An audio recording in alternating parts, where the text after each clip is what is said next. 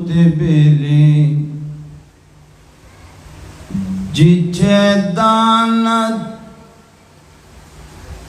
Nati Paygam Barzibar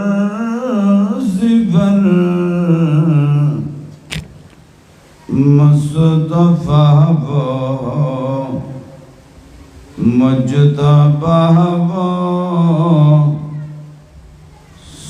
Syed आला तुए अल्लाहुम्मा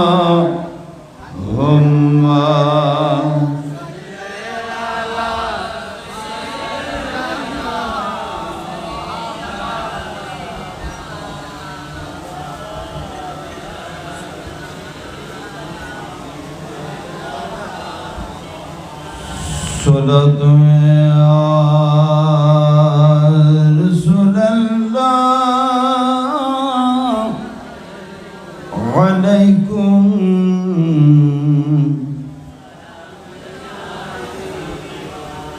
আর একটু উচ্চ আওয়াজে পড়তে হবে দুরূদ শরীফ সালাতু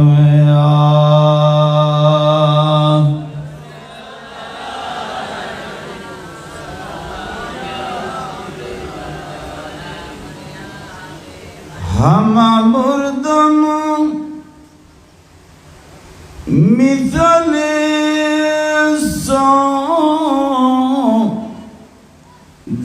খারা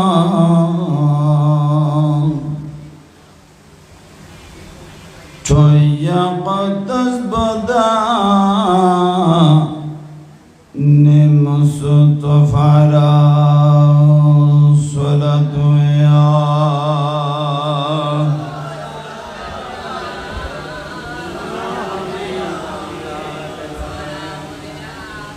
हम Quran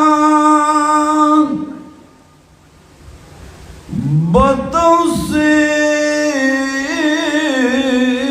Mohammad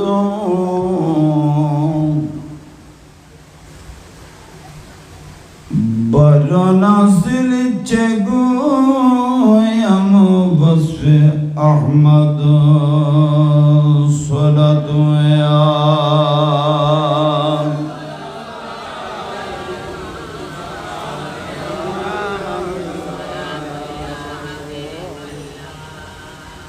Azizul Haq Çekui Nat Ahmad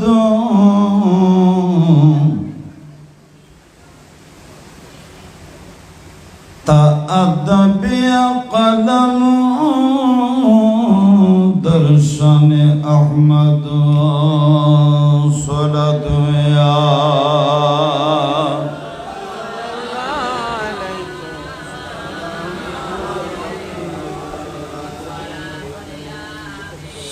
Salame dar Şeriban la Cenab şu Razzadardım haza Raza gulam şu Salatu ya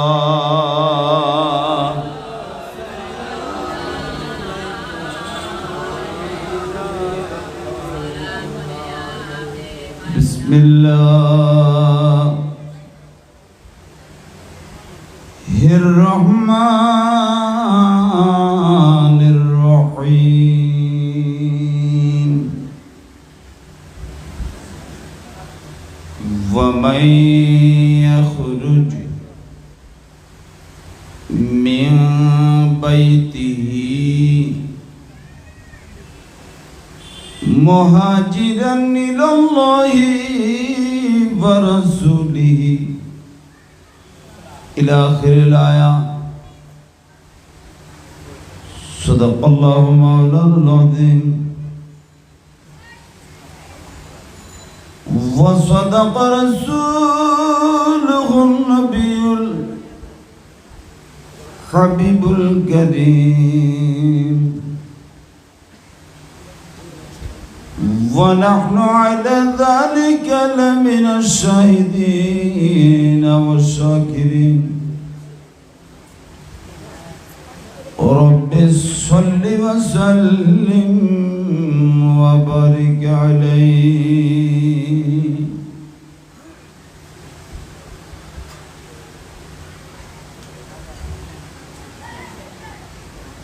तेरी याद करके रोना,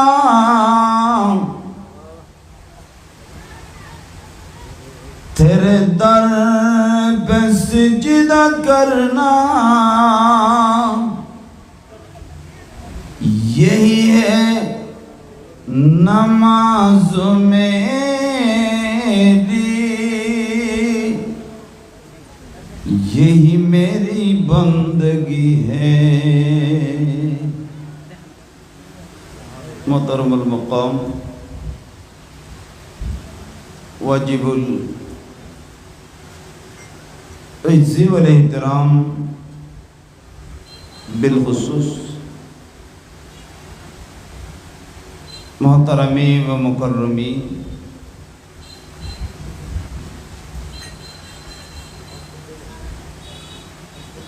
চট্টগ্রাম তথা বাংলাদেশের ওই ঐতিহ্যবাহী দরবার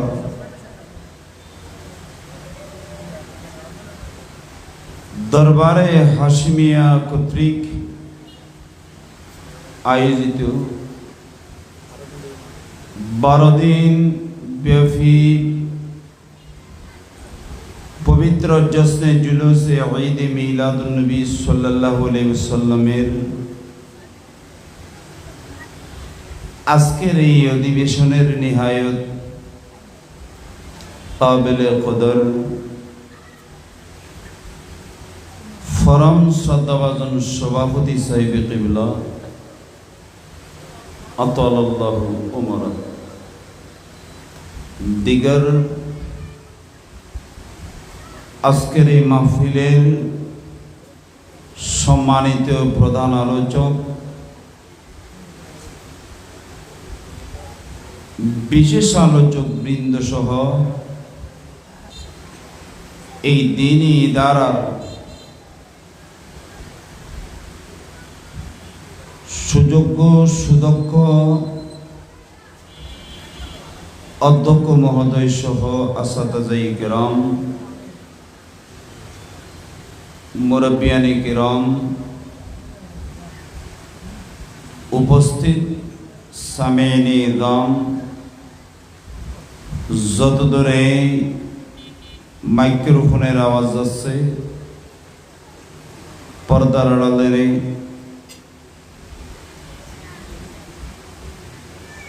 বসা পবিত্র খাওয়াতিন মা ও বোনেরা, রহমানি ওয়া রাহমাকুমুল্লাহু তাআলা, আসসালামু আলাইকুম ওয়া রাহমাতুল্লাহি ওয়া বারাকাতুহু। আমি আবারও সালাম দিচ্ছি, একটু মহব্বতের আওয়াজে বলুন আসসালামু আলাইকুম ওয়া রাহমাতুল্লাহ। আপনারা যারা পিছনে বসেছেন মেহরবানি করে অনুরোধ করব, সামনে জায়গা আছে দেখতে বেশি, বিছখানে খালি জায়গা রেখে পিছনে বসাটা, একটু কষ্ট করে যদি সামনে চলে আসেন তাহলে কোরআনের কদিমের উপরও আমল হবে, সাথে সাথে মাহফিলের সৌন্দর্য বৃদ্ধি পাবে। গুনাহগার নাচিস বেইলম বেহেলম বে সমাজ, সর্বপ্রথম এই মুনিবের দরবারে অসংখ্য গণিত শুকরিয়া শুকরিয়া আদায় করতেছি যে মুনি আমার মতো একজন অতি অতি নিকৃষ্টতম বান্দাকে আপনাদের সম্মুখে এসে বসার সুযোগ দান করেছেন। যথাসম্ভব মাগরিবের নামাজের পর হতে অদ্যাবধি আপনাদেরকে কোরআন হাদিসের আলোচনা শ্রবণ করার সুযোগ দান করেছেন। সেই মনিবের শুকরিয়ার্থে মোহাব্বতের আওয়াজে একবার বলুন আলহামদুলিল্লাহ, আর একটু উচ্চস্বরে বলুন আলহামদুলিল্লাহ। সাথে সাথে অসংখ্য দরুদ এবং সালামের হাদিয়া হুজুরে পাক সাহিবুল আওলাদ সৈয়দ আফলাক সাল্লাল্লাহু আলাইহি ওয়াসাল্লামের পবিত্র নূরানী কদমে পাকে, যেই নবীর শুভাগমনে অন্ধকারে নিমজ্জিত জাতি আলোর দিশে পেয়েছে। সাথে সাথে স্মরণ করতেছি সে মহান ব্যক্তিদেরকে যাদের অক্লান্ত পরিশ্রমের বিনিময়ে ইসলামের সঠিক রূপরেখা বর্তমান বিশ্বে অটুট রয়েছে। অতএব সকলের সমষ্টিগত শুকরিয়ার্থে আরেকবার মোহাব্বতের আওয়াজে বলুন আলহামদুলিল্লাহ। প্রকৃতপক্ষে তাকরীর করার জন্য একজন আলেমের যতগুলো যোগ্যতা প্রয়োজন, গুনাহগারের নিকট তার ন্যূনতম যোগ্যতা নেই। নেই ইলম, নেই আমাল। শারীরিকভাবে আপনারা আমাকে দেখতেছেন অত্যন্ত দুর্বল। সারাদিন মাদ্রাসায় ক্লাস করি, আবার বিশ্রাম না নিয়ে, রেস্ট না নিয়ে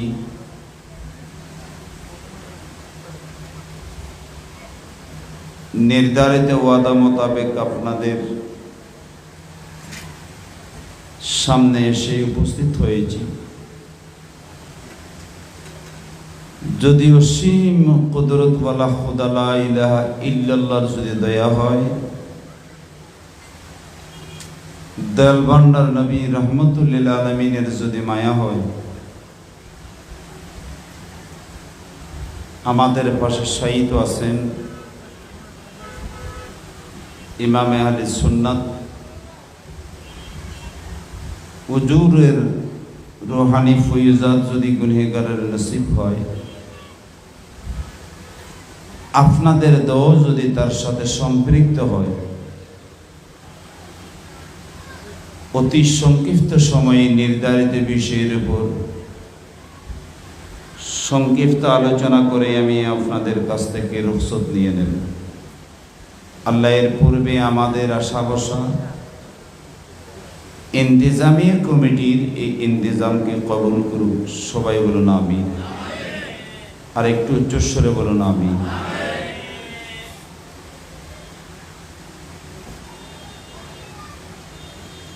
প্রত্যেকটি বক্তাকে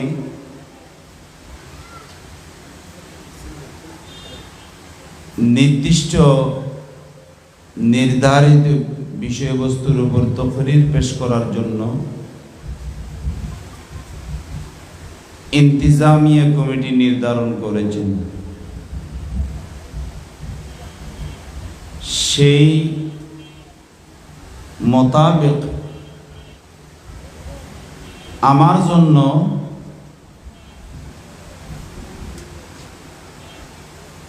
এমন একটা বিষয়, এমন দুইটা বিষয় নির্ধারিত করা হয়েছে। আমরা তো ছোট্ট আলেম, তারপরও যা আল্লাহর হাবিবের সদকায় আমাকে দান করেছেন, আমি যদি শুরু থেকে শেষ পর্যন্ত আলোচনা করি, কমপক্ষে এই ধরনের 15টি রাত লাগবে।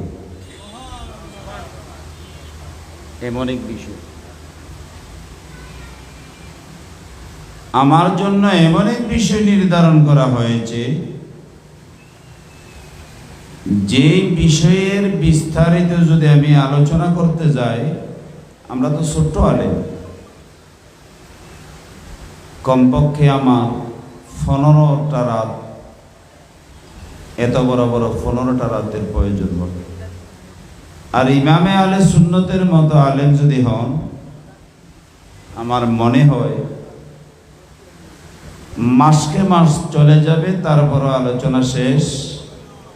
একটু কথা বলতে হবে, মাসকে মাস চলে যাবে, তারপর আলোচনা শেষ হবে না। তোমরা একটু নড়াচড়া করিও না।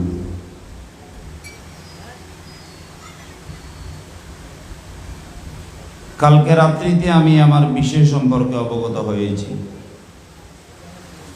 কালকে রাত্রি দিয়েছে, আমি হোয়াটসঅ্যাপ দেখিনি। তখন চিন্তা করলাম, ওখানে ইমাম আলে সুন্নাত সাহিত্য আছে, আর এটা মাদ্রাসার মাঠ। এখানে আলোচনা করতে গেলে কোরআন হাদিস দেখে আলোচনা করতে হয়, ঠিক কিনে? কথা বলেন না, ঠিক কিনে? কারণ এখানে অনেক বিজ্ঞ আলেমরা রয়েছেন। সেই জন্য আমি কিতাব থেকে রাতের 12টায় বসলাম, 1টা পর্যন্ত নোট করেছি।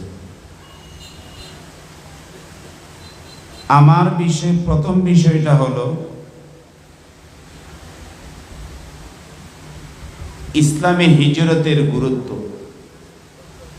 ইসলামী হিজরতের কথা বলেন না, ইসলামী হিজরতের গুরুত্ব।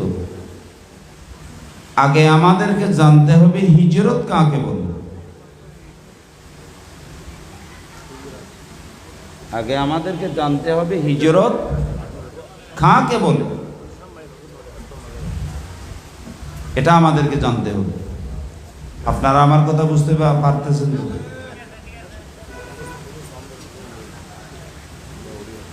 হিজরত এটা আরবি শব্দ। কোন শব্দ? কথা বলেন না, কোন শব্দ? আরবি শব্দ।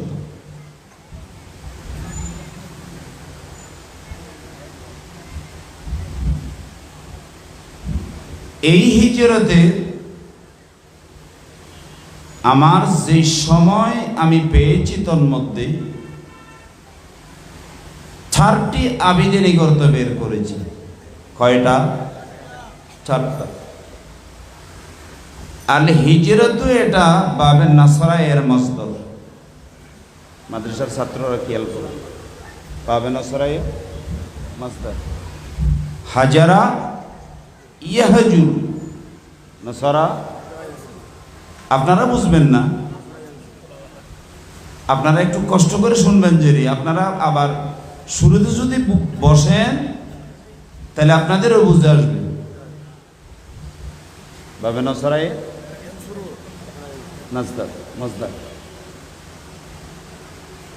এর আবেদনী করতে হলো আত্তরকু, ত্যাগ করা। কি করা? ত্যাগ করা। হিজরতের একটা অর্থ হলো কি করা? কথা বলেন না, কি করা? ত্যাগ করা, ছেড়ে দেওয়া। এটা কোরআনেও ব্যবহার হয়েছে। আমি যে অর্থটা বললাম, এটা কোরআনে কদিমেও কি হয়েছে? ব্যবহার হয়েছে। আমি বলি, অনেকের স্ত্রী অবাধ্য হয় না? কথা বলেন না। স্বামী মানে না, এই ধরনের স্ত্রী আছে কি নিয়ে? স্বামী যদি কোনো স্ত্রী না মানে, তাকে কিভাবে শাসন করব? একটু আমাকে বিষয়ের বাইরে যেতে হচ্ছে। স্বামী স্ত্রীকে কিভাবে শাসন করতে হবে সে নিয়ম কোরআনে আছে, কথা বলেন না? কারণ আল্লাহ বলতেছেন তিবিয়ানাল লিকুল্লি শাইইন, কোরআন এটা এমন এক কিতাব যেখানে আমি আমার বান্দার পৃথিবীতে কবরে হাসরে যতগুলি বিষয়ের দরকার হবে সবগুলির বিস্তারিত বর্ণনা আমি কোরআনে কদিমই বর্ণনা করেছি। তিবিয়ানুন বলেছেন, কি বলেছেন ব্যাখ্যা করতে পারবো না। কেন তিবিয়ান বলছে এটা ব্যাখ্যা করতে পারবো না। এই কোরআনে কদিমে স্ত্রী যদি অবাধ্য হয় তার শাসনের তিনটা পদ্ধতি আল্লাহ বর্ণনা করেছেন, তিনটে নিয়ম সূরা নিসার মধ্যে আসছে আয়াত। আল্লাহ বলতেছেন বিসমিল্লাহির রহমানির রহিম ফাইযুহুন্না,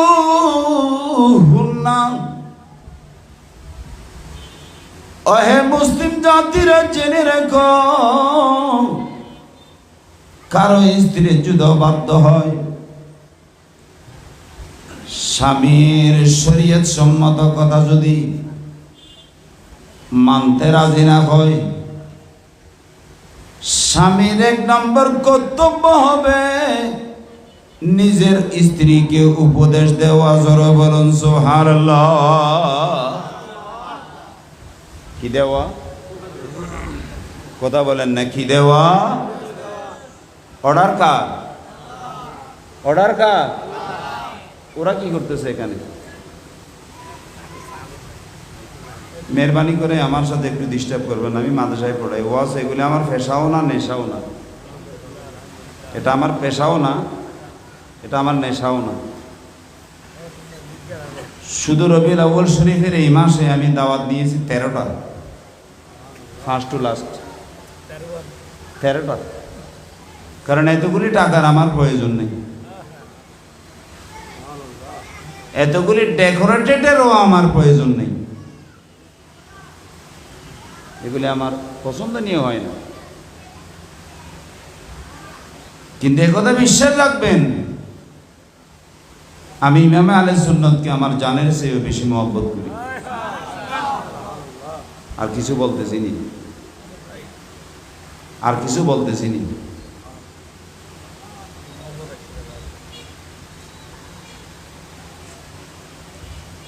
সোলা দুনিয়া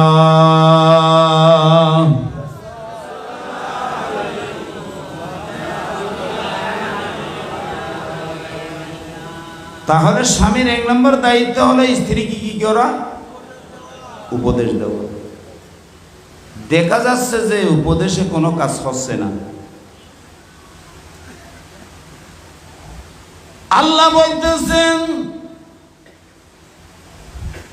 ওয়াজরুহুন্না ফিল মাযাজি'i, উপদেশের মাধ্যমে যদি কাজ না হয়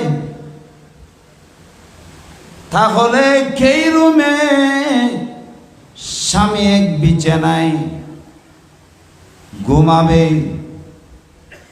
আর স্ত্রী আরেক বিছানায় ঘুমাবে, অর্থাৎ স্বামী তার স্ত্রী থেকে পৃথক হয়ে ঘুমাবে। জোরে বলুন সুবহানাল্লাহ।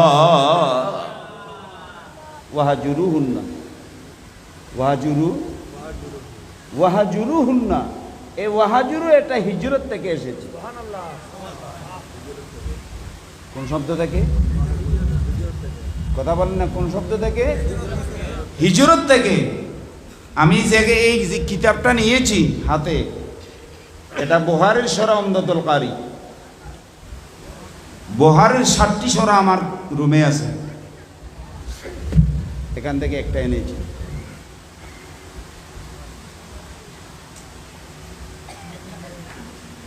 এখন কয়টা পদ্ধতি গেল? কথা বলেন না, কয়টা পদ্ধতি গেল? 2টা। এক নম্বর উপদেশ দেওয়া, দুই নম্বর বিছানা কি করা, আলাদা করা। দেখা যাচ্ছে যে এটাইও কাজ হচ্ছে না, স্ত্রী যেই বাঁকা সেই বাঁকাই রয়ে গেল। এমনি তো আমাদের মা জাতিরা বাঁকা, একটু বাঁকা না? কথা বলেন না, একটু বাঁকা না? বাঁকা তো। আমার নবী, হাদিস বুখারীতে এসেছে, আমার নবী বলেছেন ক্বালা রাসূলুল্লাহ সাল্লাল্লাহু আলাইহি সাল্লাম আল মারাতু কাদ্দিলঈ, মেয়েরা বাঁকা হাড়ের নিয়ে। যদি তুমি এই হাড়কে সোজা করতে চাও সহজেই, তাহলে তুমি হাড় ভেঙে যাবে, অর্থাৎ সাংসারিক জীবন টিকবে না। সাহাবায়ে কেরামরা প্রশ্ন করলেন, হুজুর তাইলে কি করবো? নবী বললেন উপদেশ দাও। এখন কয়টা পদ্ধতি গেল? দুইটা। দেখা যাচ্ছে এই প্রথমে উপদেশ দিলেও তাতেও কাজ হচ্ছে না, দুই নম্বর বিছানা পৃথক করলো, তাতেও কাজ হচ্ছে না, তিন নম্বর আল্লাহ বলতেছেন ওয়াদরিবুহুন্না, এবার তোমরা স্ত্রীকে হালকা ভাবে প্রহার করো। জোরে বলুন সুবহানাল্লাহ। ওয়াদরিবু, এগুলি কি আমার মুখের কথা না কোরআনের কথা? কথা বলেন না, এগুলি কি আমার কথা না কোরআনে কদিমের কথা? কোরআনে কদিম না, সূরায়ে নিসা, সূরায়ে নিসা। তাহলে একটা জানলাম যে হিজরত অর্থ কি করা, আর তরকু কি করা, ত্যাগ করা গেল। দুই নম্বর কাতউস সিলা, সম্পর্ক ছিন্ন করা। সম্পর্কে কি করা? সম্পর্কে কি করা? এই ধরনের আমাদের মাঝখানে দুইজনের সাথে ঝগড়া বিভেদ হয়, কথা বলেন না, হয় না? আপনাদের এখানে না হলে আমাদের বাঁশখালীতে বেশি হয়, এটা আমাদেরকে স্বীকার করতে হচ্ছে, উপায় নেই। কারণ আমাদের বাঁশখালী যদি না হতো, আমার মনে হয় চট্টগ্রাম আদালত চলতো না। একটা সত্য কথা বললাম, আসলে বাস্তব কথা। তো ভাই ভাইয়ের সাথে ঝগড়া করে মাথা ফেটে দিল, আর আদার ডিস্ট্রিক্টের লোকেরা বসে বসে টাকাগুলি কিনল। এখন একটু কমে গেছে, কারণ শিক্ষিতের হার যত বেড়ে যাবে তত মারামারি কমে যাবে। আবার আমাদের দেশের একটা সৌভাগ্যের ব্যাপার হলো, আমার মনে হয় চট্টগ্রামের তথা আদার ডিস্ট্রিক্টেও এমন কোনো জায়গা পাওয়া যাবে না যেখানে বাঁশখালীর আলেম নেই।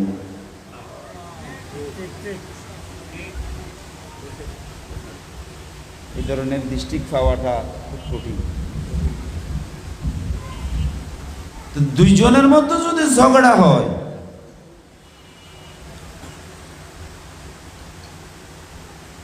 সামান্য বিষয় নিয়ে, তখন কি করবে সেটাও আমার নবী হাদিসে দেখিয়ে দিয়েছে। আর একটু জোরে বলবেন না সুবহানাল্লাহ? আর একটু জোরে বলবেন না সুবহানাল্লাহ? আমার নবী বলতেছেন ক্বালা রাসূলুল্লাহ সাল্লাল্লাহু আলাইহি ওয়াসাল্লাম লা ইয়াহিল্লু লিমুমিনিন আন ইয়াহজুরা আখাহু ফাওকা লায়াল। জোরে বলুন না সুবহানাল্লাহ? আর একটু জোরে বলুন না সুবহানাল্লাহ? আমার উপরে বিশ্বাস রাখতে পারেন, আমি জিম্মার সাথে কথাগুলি বলতেছি, আমার কোনো কথা কোরআন হাদিসের বাইরে যাবে না ইনশাআল্লাহ। এমনি মানুষ ছোট, কারণ আমার এই চিন্তা আছে খবরে গিয়ে আমি পিঠা জাহান্নামের ফেরেশতাদের মার খাওয়ার এরকম পিঠা আমার নাই, কারণ আমি শরীরের দিক দিয়ে দুর্বল। সেজন্য খুব চিন্তা করে কথা বলি। আমার নবী বলতেছেন, হে আমার উম্মতরা জেনে রেখো, কোন মুসলমান অপর মুসলমানের সাথে যদি দুনিয়াবি কোন স্বার্থ নিয়ে মলমালিন্য হয়, তার জন্য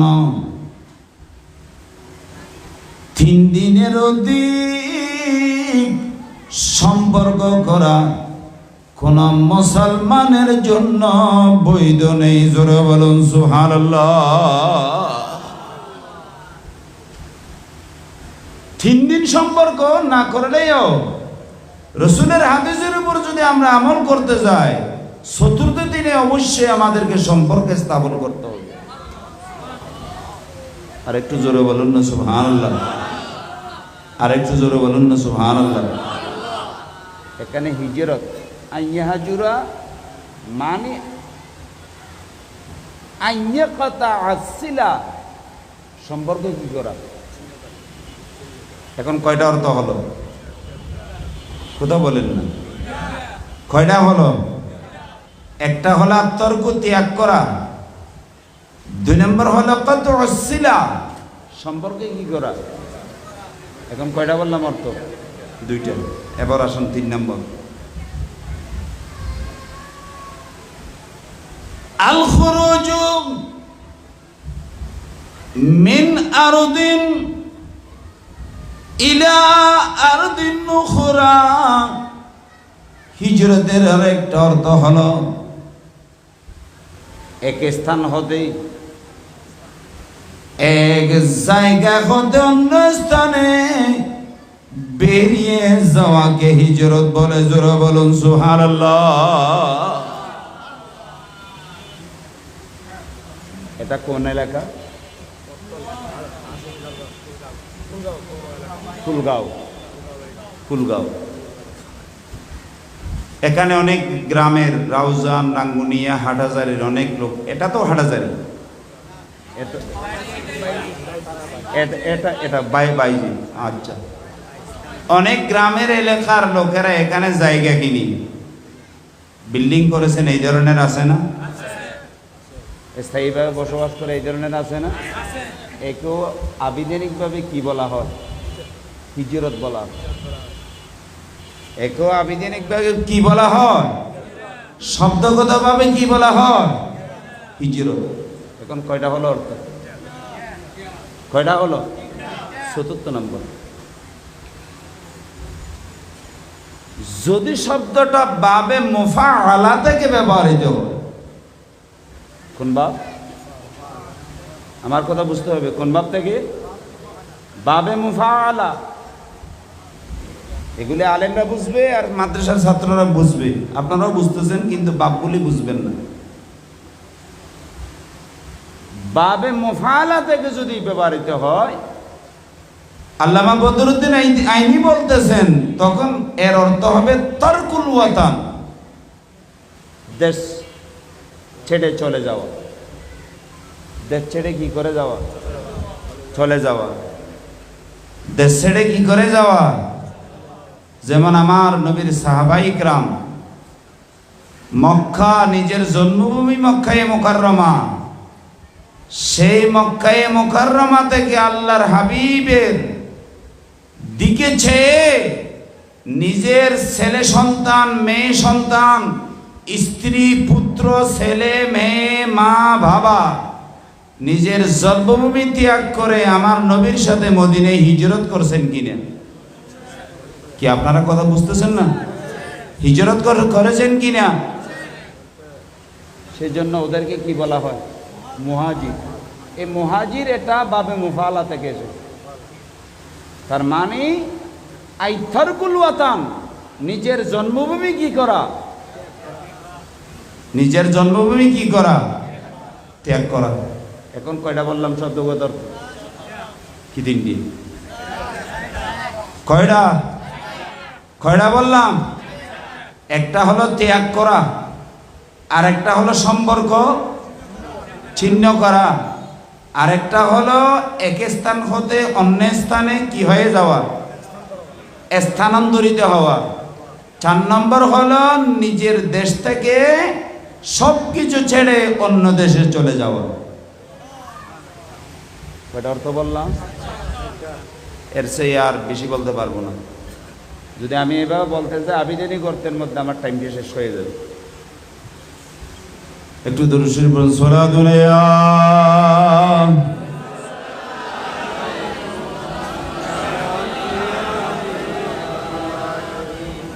মুহাম্মদ গর চিয়াজ জসে বশর হাস নদির শুদর जहां लेकिन मोहलास तो सला दुनिया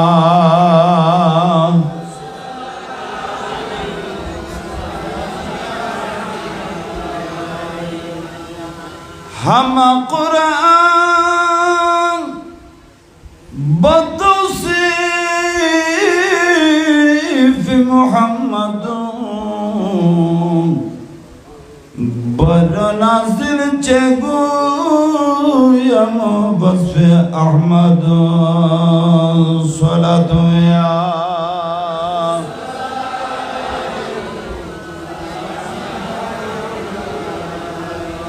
এই 4টা শব্দ বললাম, এটা হলো শব্দগত অর্থ। এবার পরিভাষাগত আপনি বলি। আসুন, বুখারীর একটা জগৎ বিখ্যাত ব্যাখ্য গ্রন্থ আছে যেটার নাম ফতহুল বারী। ফতহুল, কথা বলেন না, ফতহুল। যথাসম্ভব এটা কামিল মাদ্রাসা এখানে আছে, লেখক আল্লামা ইবনে হাজার আল আসকালানী। যার মতো মুহাদ্দিস আমার মনে হয় পৃথিবীতে আর জন্ম নেবে বলে আশা করা যায় না। আশা করা যায় না, কিন্তু আল্লাহ কুদরতের সিদ্ধান্ত যদি হয় তাহলে আসতে পারে, কিন্তু আমরা আশা করতে পারি না। যেমন ইমাম আহলে সুন্নাত চলে গেছেন, এই ধরনের আরেকজন ইমাম আহলে সুন্নাত কি আসবে? আশা করা যায়? আমার মতো কাঠ মোল্লা আসবে, কিন্তু কোরআন হাদিস বুঝে এই ধরনের আলেম আসবে বলে আর মনে হয় না। কারণ বুখারীতে আসছে হাদিস, আমার নবী বলেছেন 1400 বছর আগে, প্রায় 1450 বছর আগে, এমন একটি জমানা আসবে আমার উম্মত থেকে বড় বড় আলেমদেরকে আল্লাহ তুলে নেবেন এই জমিন থেকে। হাত্তা লাম ইউবকি আলেমা, আমার নবী বলতেছেন জমিনে একজন আলেমও থাকবে না। আলেমন এটা তনবিনে ওয়াহাদাত, তনবিনে আলেমন মানে আই আলেমন ওয়াহেদা, ওয়াহেদা, একজন আলেমও থাকবে না। আমার নবী বলতেছেন ইত্তাখাদান নাসু রুউসান জুহালা, লোকেরা মুরুক্কুদেরকে ওদের আসনে বসাবে, ইমামে আহলে সুন্নাতের মতো আলেমের আসনে বসাবে। ফাসইল, এদের কাছ থেকে শরীয়তের মাসলা জিজ্ঞেস করবে। ফাফতাউ বিগাইরি ইলমিন, আমার নবী ইরশাদ করতেছেন ইলম ছাড়া ফতোয়া দিয়ে দিবে। ফাদাল্লু আদাল্লু, ফতোয়ার কারণে তারাও গুমরাহ হবে, আর যারা ফতোয়া নিল ওরা ফতোয়ার উপর আমল করার কারণে জাহান্নামী হয়ে যাবে। জোরে বলুন নাউজুবিল্লাহ। আমার মনে হয় জমানাটা আর বেশি দূরে না এখন, কিন্তু পাঞ্জাবি টুপি আর ফাগড়ি বড়। পাওয়া যাবে বেশি। হাকিকতের আলেম খুব কষ্ট করে। আল্লাহ এই জমিনকে রক্ষা করুন। আর একটু জোরে বলুন না আমিন। আরে জোরে বলুন না আমিন। আমার খুব ভয় হচ্ছে। আমরা তো আলেম না, ইমাম আলে সুন্নত নাই, সেই জন্য আমরা চেয়ারে বসতে পেরি। আমি এখানে আসি মাঝে মাঝে জিয়ারত করতে, কিন্তু কারোর সাথে পরিচয় দিইনি। আর পরিচিত হতেও আমার পছন্দ হয় না বলে আমি বেশি সম্মান করি। অনেক সময় আসে জিয়ারত করতে। আমি গন্ডামারা রহমানিয়ে বর্তমান সহকারী অধ্যাপক। আমার প্রবাসকে পোস্টে জয়েন করার সময়, জয়েনের আগে একবার এসেছি হুজুরের সাথে সাক্ষাৎ করার জন্য, জয়েন করার পর আবারও সাক্ষাৎ করতে এসেছি।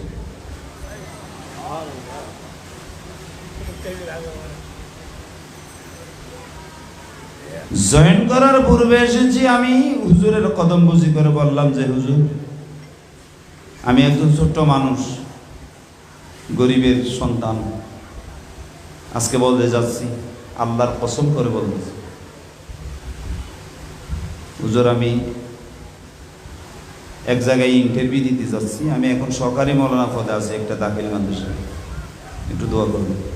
হুজুর বললেন যে বাড়ি কোথায়? আমি বললাম যে আমার বাড়ি বাঁশখালী জালিয়াঘাটা।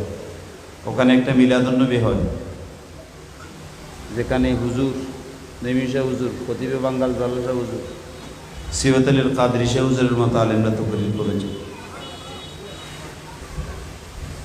হুজুর দোয়া করবেন। আবার ওখানে যখন আমার চাকরি হলো, আমার সভাপতি যিনি, উনি হুজুরকে বেশি মহব্বত করতেন।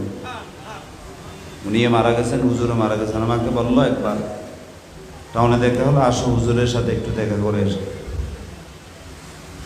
এই সুবাদে আরেকবার আসো। এবার আমি খানাও খেয়েছি, আজকে বলবো। সেজন্য আমি মাঝে মাঝে এখানে যদি আর কোনো সময় প্রোগ্রামে আসি, যাওয়ার সময় নেমে একটু জিয়ারত করে। কারণ আমাদের আকীদা হলো আল্লাহর বলিরা কবরে জীবিত। সুবহানাল্লাহ। আর একটু আস্তে বলুন না, আর একটু আস্তে বলুন না সুবহানাল্লাহ। এগুলি আমাদের কথা না, কওমিদের বড় আলেম আল্লামা সৈয়দ আনোয়ার শাহ কাশ্মীরি বুখারীর একটা সরা লিখেছেন ব্যাখ্যা গ্রন্থ, যার নাম ফয়জুল বারী। কথা বিষয়ের বাইরে যাচ্ছে না বলেও পারতেছি না, কারণ আপনারা তো ইমাম আলের জন্য চিনবেন না, এমনি জানবেন যে হাশমি শেখ।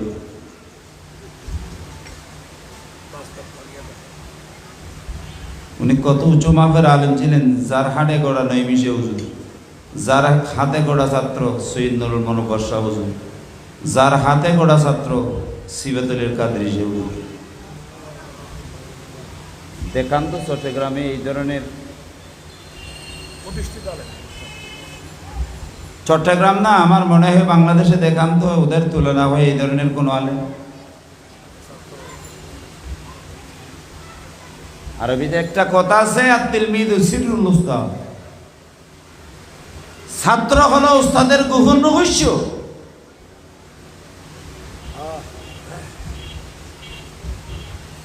কোথায় পাবেন?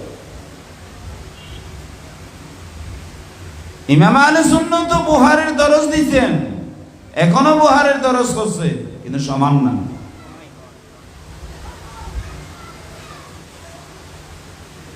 ওদের বুখারীর দরজের মধ্যে আমার নবীর প্রেমে আসতো। বর্তমান বুখারীর দরজে বুখারী আসে না, বুখারী এসে যায়।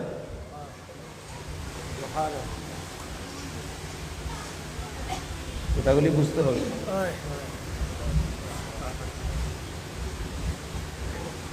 এখন অনেকে বলবে এই ফয়জুল বারী প্রথম খণ্ডের দেবন্দের সাফ, আমার কাছে যেটা আছে এটার 47 পৃষ্ঠে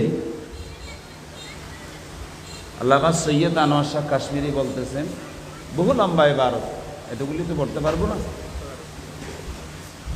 আরওয়াহুল আমবিয়া লাইসাত বিমুআত্তালাতিন ইলা আখির কাউলিহি ওয়া কাযালিকা হালু তাবিহিম আলা কদরিল মারাতিব। শুরুতে একটু পড়লাম, শেষে আর একটু পড়লাম, বিস্কানের গুলি হজব করে দিলেন। আল্লামা সৈয়দ আনোয়ার শাহ কাশ্মীরি বলতেছেন, আহে মুসলিম জাতি জেনে রাখো, আমি আনোয়ার শাহ কাশ্মীরি যতগুলি কোরআন হাদিস আমি রিসার্চ করেছি, সিদ্ধান্ত উপনীত হয়েছে যে নবীরা যেভাবে দুনিয়াতে থাকতে ইবাদত করত, নবীরা দুনিয়া থেকে চলে যাওয়ার পর অনুরূপ ভাবে আফান আফান রওজা পাকে করেন। শুধু নবীরা না, নবীর যারা নায়েব হবে, নায়েবে রাসূল হবে, যাদের সিনায় নবুয়তের ইলম থাকবে, তারাও আফান আফান মর্যাদা অনুপাতে দুনিয়া থেকে চলে যাওয়ার পর তাদের কবরে ইবাদত করবে। জোরে বলুন সুবহানাল্লাহ। এখন আমার প্রশ্ন হলো, উনি যদি জীবিত না থাকেন তাহলে ইবাদত কিভাবে করবে? সুতরাং হুজুর, আপনাদের লিখিত হুজুরের কিতাবগুলি একটু খুলে দেখুন।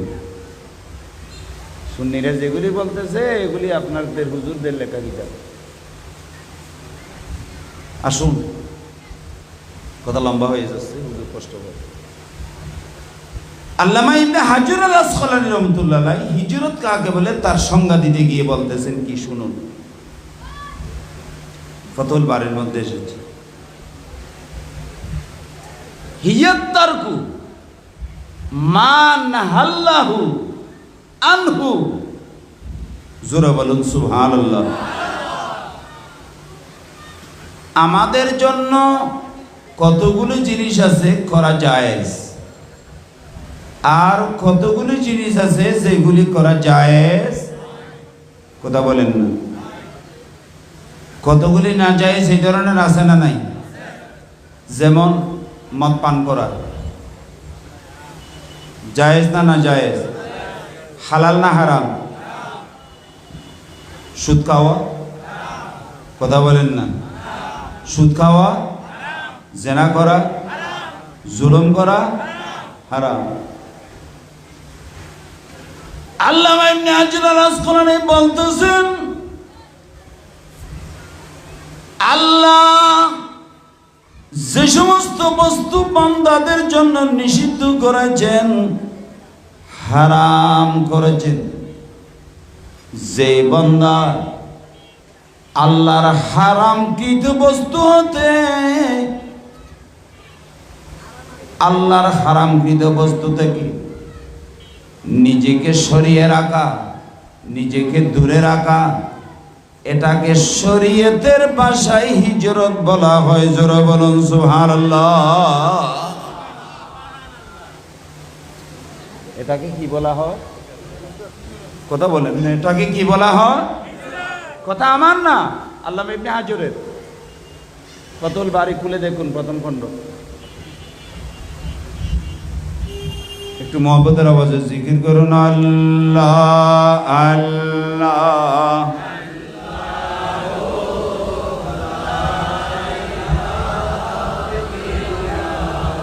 আল্লাহ আল্লাহ আল্লাহ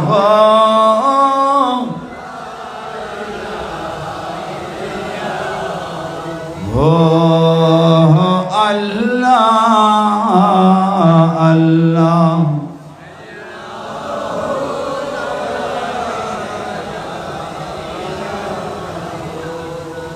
ইয়াসিন তুহা খামিলি ওয়ালা কুরআ কি তাফসীর হাজির নাদির শাহিদ কাসিম আয়াসিরা জুমনিহির নবীজি আল্লাহ আল্লাহ।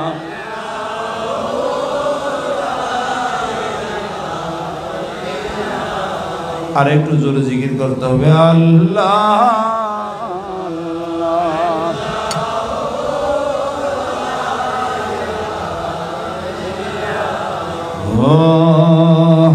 আল্লাহ আল্লাহ।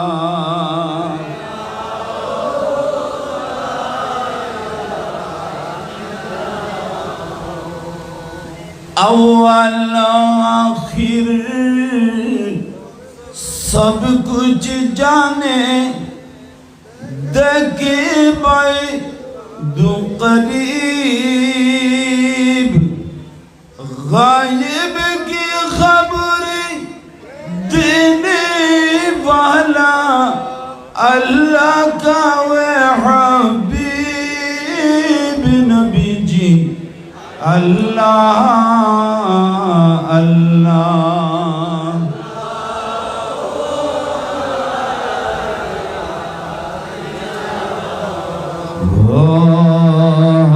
अल्लाह अल्लाह।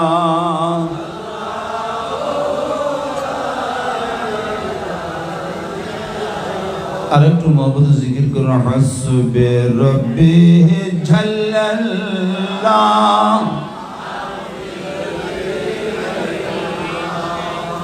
নূর মুহাম্মদ সাল্লাল্লাহ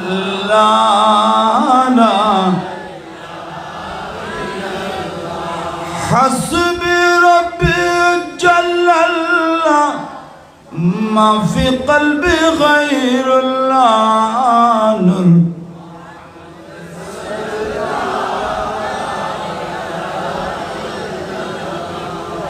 আর একটু জোরে করতে হবে। এটা হলো হাড়ের মহা ওষুধ। হাড়ের কথা বলেন না, হাড়ে আলা বিযিকিরিল্লাহি কোথাকার, সেই জন্য বলছে গোসল আজম মাইজভান্ডারি এই জিকিরটা দিয়েছে যাতে হার্ট ব্লক না করে। এমনি দেয় নেই, সেজন্য আর একটু মহব্বত করুন হাসবে রব্বি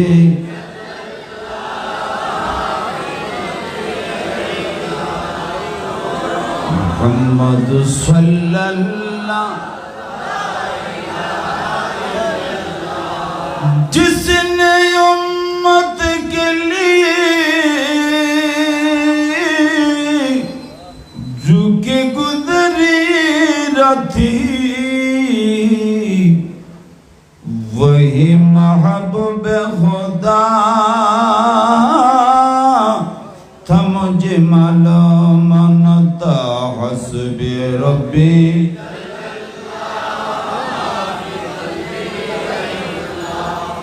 नूर मुहम्मद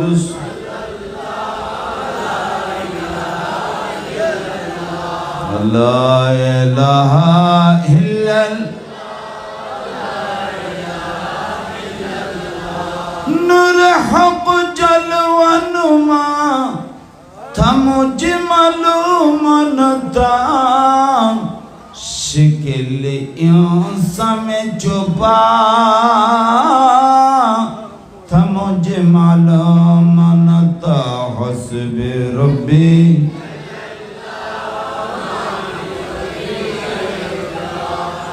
नूर मुहम्मद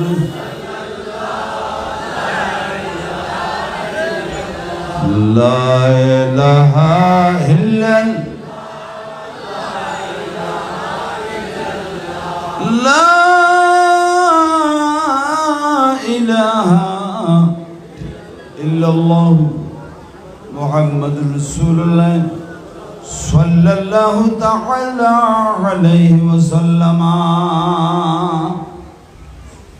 তাহলে ইবনে হাজারের মতে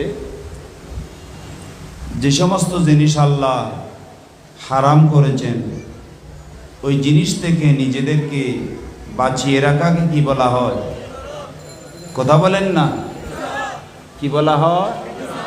সেজন্য আমার নবী হাদিসে পাক ইরশাদ করেছেন আল মুহাজিরু মান হাজারা মা নাহাল্লাহু। প্রকৃত মুহাজির ওই ব্যক্তি যে ব্যক্তি আল্লাহ যে সমস্ত জিনিস হারাম করেছেন ওই জিনিস থেকে যে নিজেকে সরিয়ে রাখে সে হলো প্রকৃত মুহাজির। আর একটু জোরে বলেন না সুবহানাল্লাহ। একটা গেল সংজ্ঞা, এবার দ্বিতীয় সংজ্ঞা দিচ্ছি। আপনাদের কষ্ট হচ্ছে? কষ্ট হচ্ছে? বুঝতে সমস্যা হচ্ছে? 2 নম্বর, ইমাম খাত্তাবী রাহমাতুল্লাহ কি বলতেছেন শুনুন। আল হিজরাতু হিয়াল খুরুজু মা রাসূলিল্লাহি সাল্লাল্লাহু আলাইহি ওয়াসাল্লাম লিল কিতালি ফি সাবিলিল্লাহ মুখলিসিনা সাবিরিনা